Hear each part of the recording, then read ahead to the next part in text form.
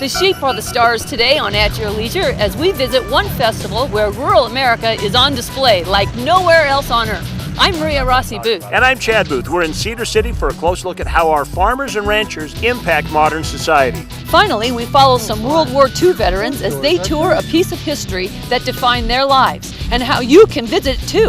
AYL is coming your way right now. We will set sail on an ocean of wool in just a minute.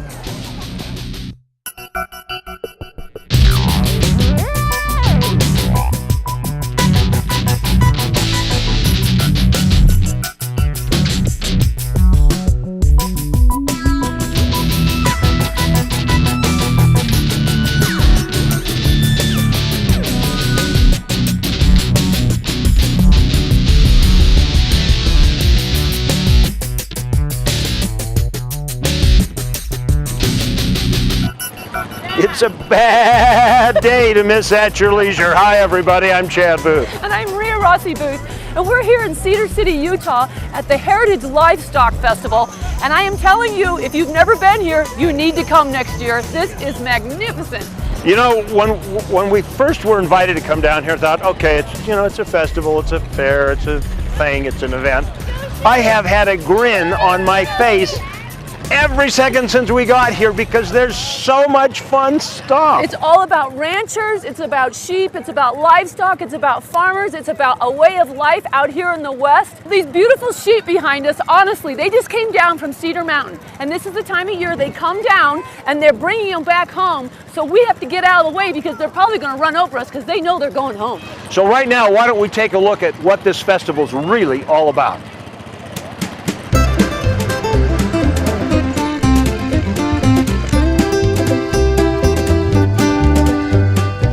Livestock and Heritage Festival has been going since I've been in Cedar City for 28 years, and I've always liked to go and watch the tractors go down the street, watch the 1,000 sheep being marched down Main Street. It's got to be one of the most unique festivals in the country.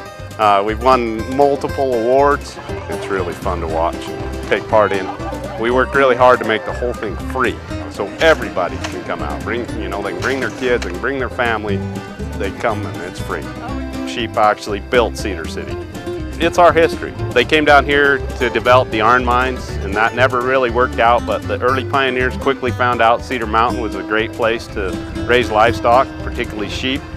That's what made the town survive, and in fact, when they built the college, it was the local sheep people that mortgaged all their farms and put up the money so that could happen. But it's our heritage, and it's a proud and a good heritage. There's something going every corner. There's a vintage car show, there's a tractor show with all the vintage tractors, and they also have a pull for those antique tractors. Well, when I was a teenager in high school, I drove a tractor like the Model H that's right behind your back. I drove that for a farmer in my neighborhood.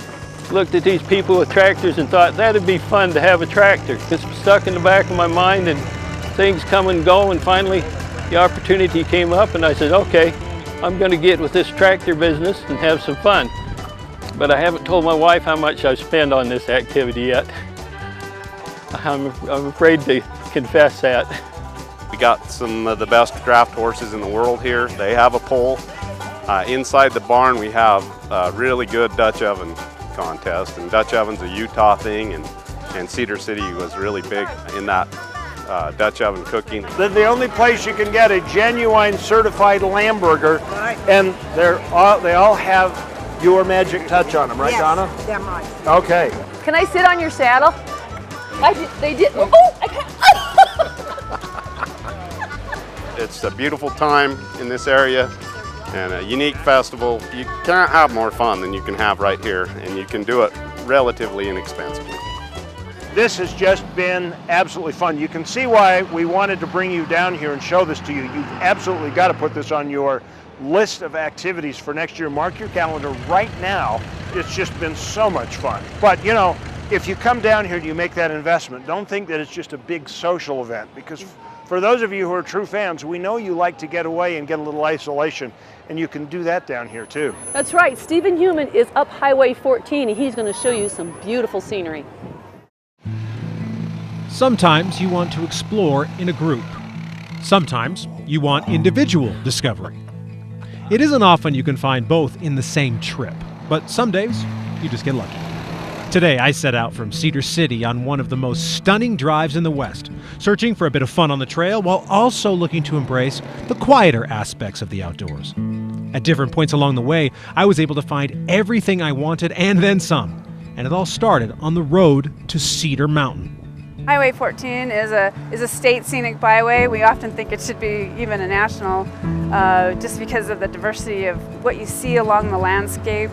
It's just a wonderful area to be in. There's so much diversity in the landscape between, miles and miles of these ancient lava flows to the red rock hoodoos similar to like Cedar Breaks and Bryce Canyon, and then you have the lush trees, the aspen forests and the pine trees and the beautiful meadows. So it just all comes together into this this awesome place to go and explore.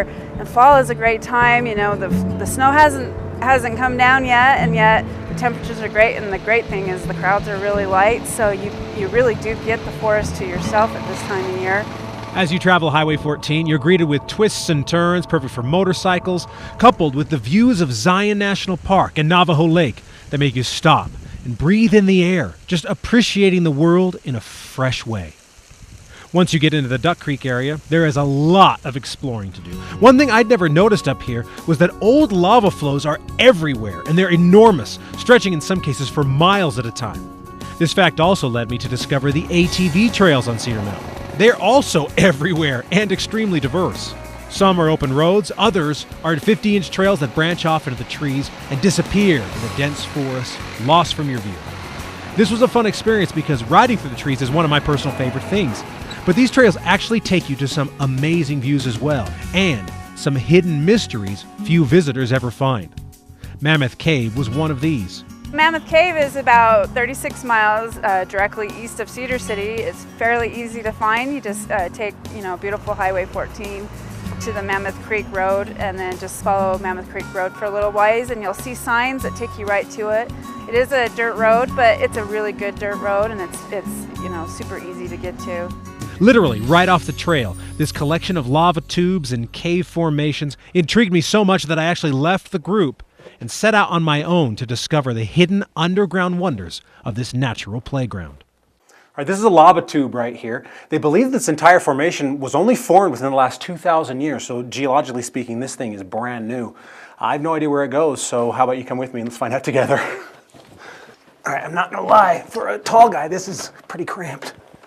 This gate actually isn't here to protect us as hikers, it's to protect bats that actually hibernate here during the winter. Exploring the caves is a great family activity, and the entire area turns into a hiker's dream, with paths disappearing into the wilds in every direction. Whether you're on an ATV or exploring on foot, this is a great destination. Now remember, the rocks are volcanic and pretty jagged, so wear good shoes and, of course, bring a flashlight. Sometimes you want to explore with your friends and family and have a communal experience. Other times, it's the solitude of a quiet place of contemplation that you crave. Cedar Mountain doesn't discriminate. On-road, off-road, on foot, even under the earth, you'll find what you're looking for in this scenic wonder of southern Utah.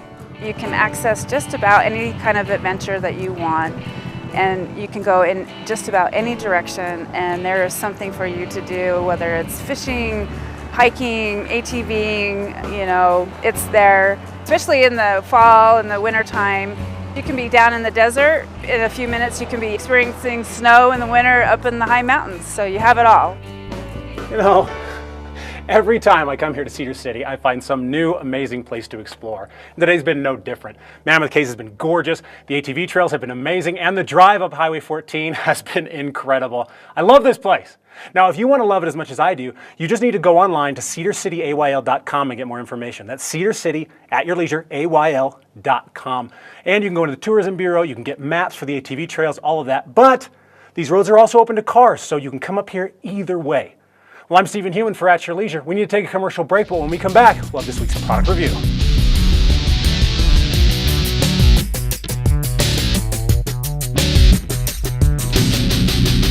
Razor, Ranger, Sportsman, Ace. There's a Polaris to match your passion, and they're all on sale for the holidays. Financing as low as 2.99% on every new machine. Rebates up to $1,000 on remaining 2014s. Grab an all-new Ranger ETX for $83.99. Ranger XP900 gets a free 2-year extended service contract. Or take home one of our all-new Razor 900s during the Polaris Holiday Sales event.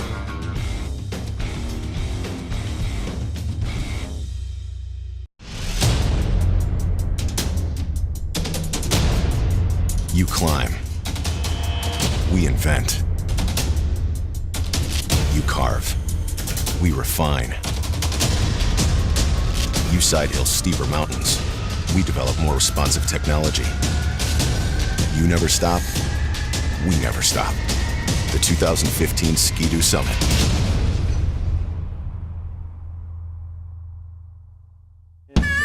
Hey folks, RJ Bailey for Stedman's Recreation. You know, when it comes to your next purchase on an ATV or road bike, you don't have to have the blues. Come on out to Stedman's where they treat you like family. You'll get the best prices, the best service, and you'll have a friend for life, where they got a full lineup of Polaris, Yamaha, and Honda. When you come out to Stedman's, you're not dealing with just salesmen, you're dealing with family. And when you come out here, they'll make you feel like family. Stedman's Recreation. People might tell you it's 300 miles out here, but remember, it's really only 30 miles back. Welcome back to At Your Leisure. I'm Reagan Ledbetter here with Bacon Bill, and we are making catfish today. I'm so excited. We haven't done fish before. No, to be precise, we're doing Beer Battered Catfish. This is a wonderful dish, and we're going to be deep fat frying. We're going to start with mixing in the bowl. Okay. We've got cornmeal. You want to dump that in? Sure. And the flour.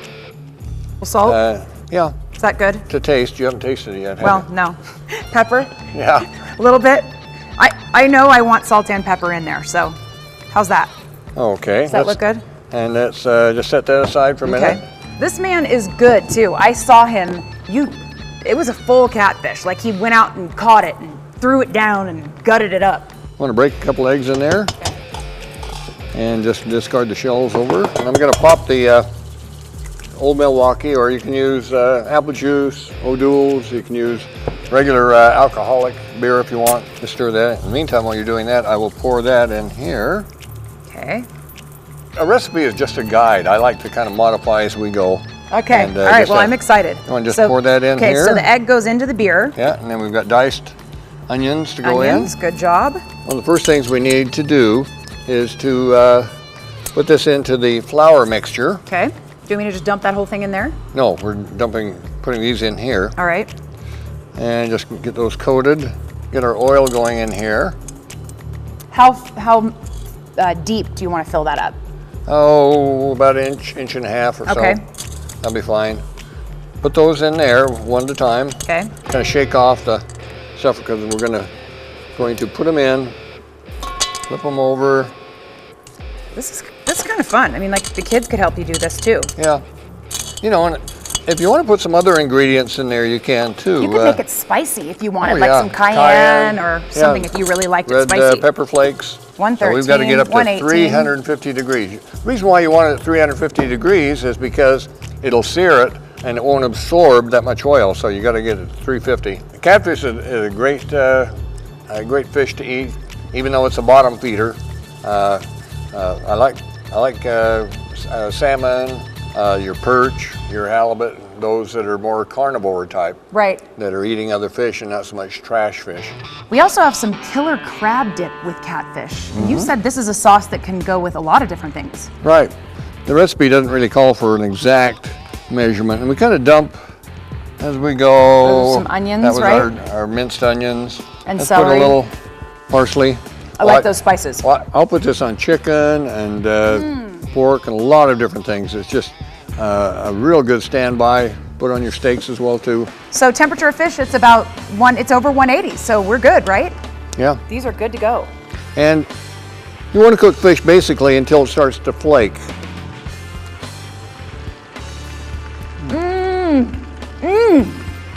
Does that mean it's good? That means it's good. All right, Bill, I think this is another one of these amazing recipes. Where do people find your recipes if people want to get your Bacon Bill recipes? Well, I put a lot of them on Facebook. I'll put the photos on there because I'm doing different recipes every day. sharing them, and I only have about 800 friends. This is so good. Again, we want to thank Camp Chef for sponsoring this segment because all their nifty, cool tools and stuff make it all taste better, doesn't it? All right, I had fun with you. Now I know a new recipe. More at your leisure when we come back.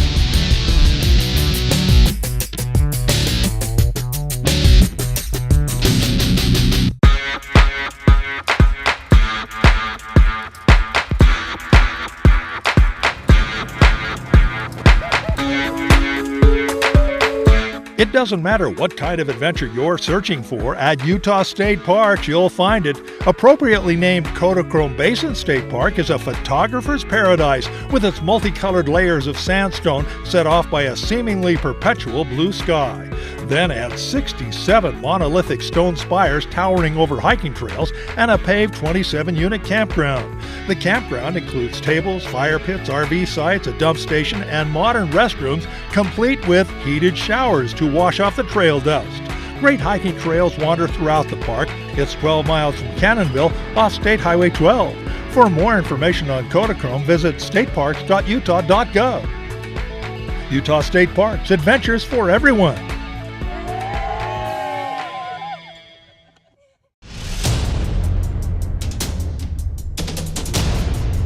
You climb. We invent. You carve. We refine. You side hill steeper mountains. We develop more responsive technology. You never stop. We never stop. The 2015 Ski-Doo Summit.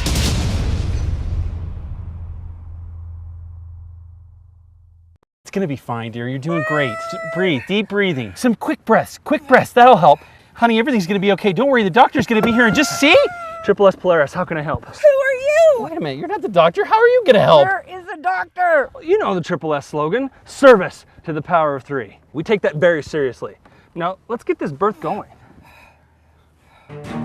If you want service that really goes above and beyond, you want Triple S Polaris, service to the power of 3.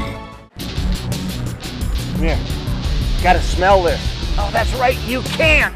Welcome back to At Your Leisure. We are down here at the Livestock Heritage Festival in Cedar City. And Ria, what do you think? What's behind pot number 1, Ria? I'm gonna guess some really handsome chili.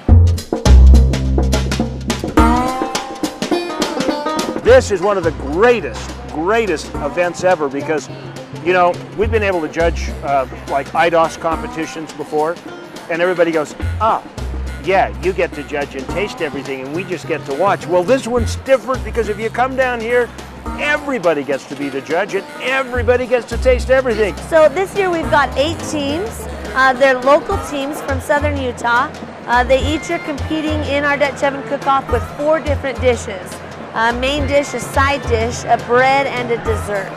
We sell 300 tasting packets is what it's called, and the people pay $5 to come in and they taste one of every dish and they vote for the winners. So is this the winning recipe? It is indeed. What did you make? Chuck wagon beef stew. How is a boiled peanut different than a roasted peanut? Well, it's a little soggy.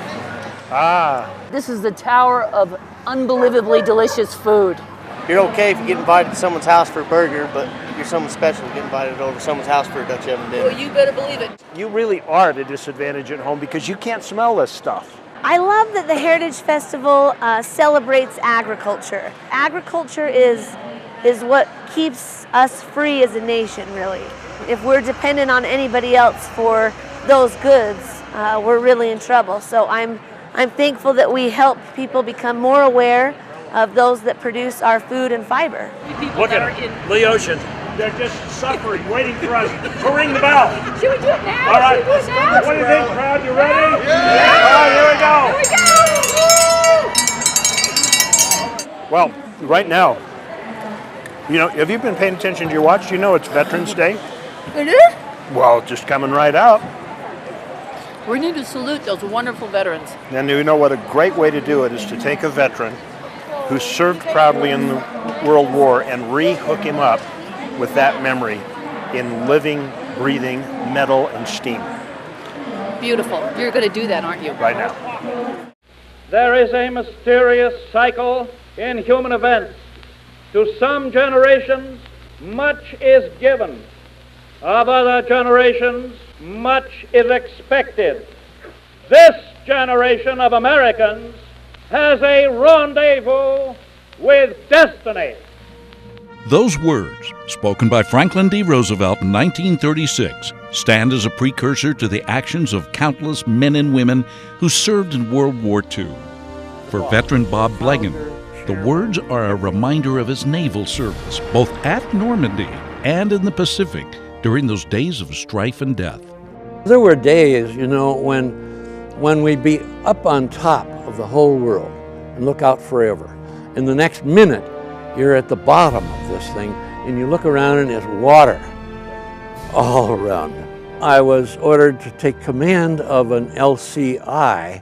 I had never handled such a ship. I had never stood in command and control of a ship underway. That LCI, or Landing Craft Infantry, became Bob's home throughout the war. It was a home that in fact helped define the experience for thousands of soldiers during World War II. You hear about the bruising battleships and the classy cruisers and the awesome aircraft carriers and the silent submarines and the dashing destroyers, but you don't hear about the LCI. Yet if you read a lot of the history books, the invasions were predicated on the number of landing craft that they had. And that was the case on D-Day, when the Allies stormed Normandy Beach. Bob's LCI hit the sand the evening of the first day.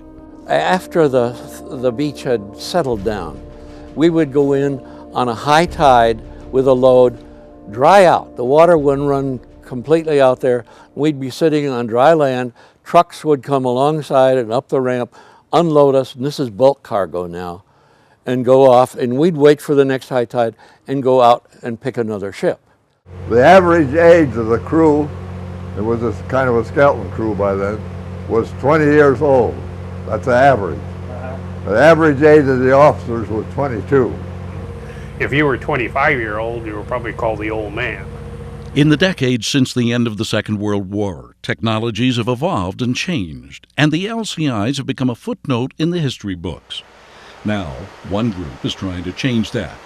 They're trying to create a floating museum out of one of the only landing craft left in existence. This is LCI-713.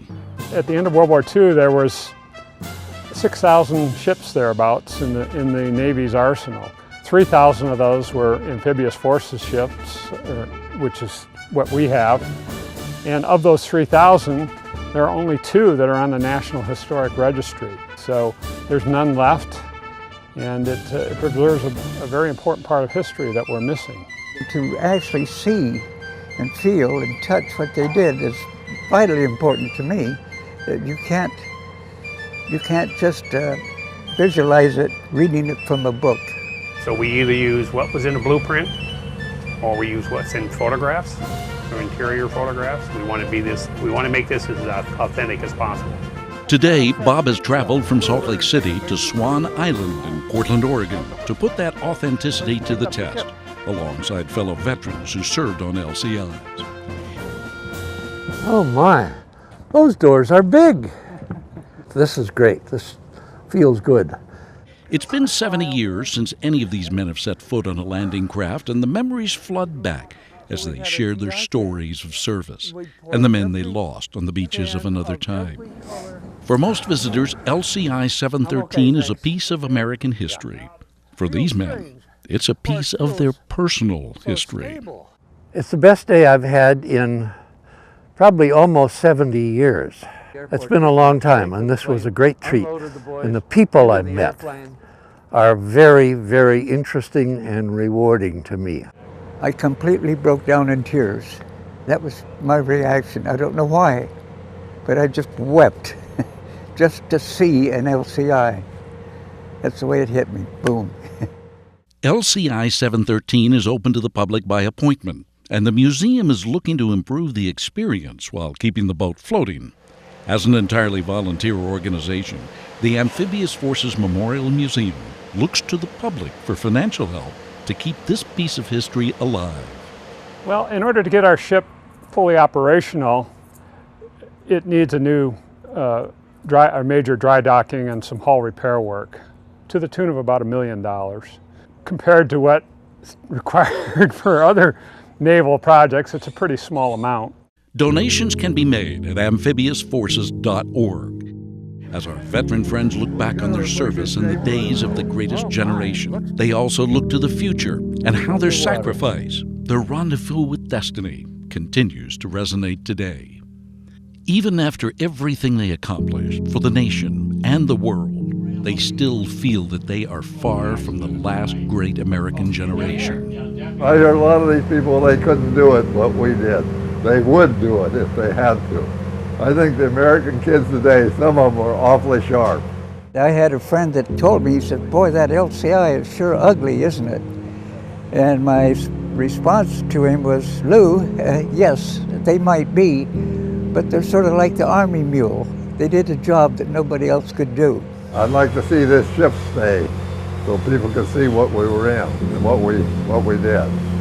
And this would make a real unique floating museum. If we don't learn our lessons from World War II, we're going to be right back into another World War again.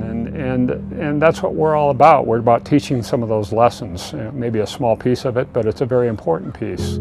Roosevelt called them to greatness. History dictated their course. Now all of us can take part in their legacy, so long as we remember the lessons of their sacrifice. From Swan Island, I'm Terry Wood.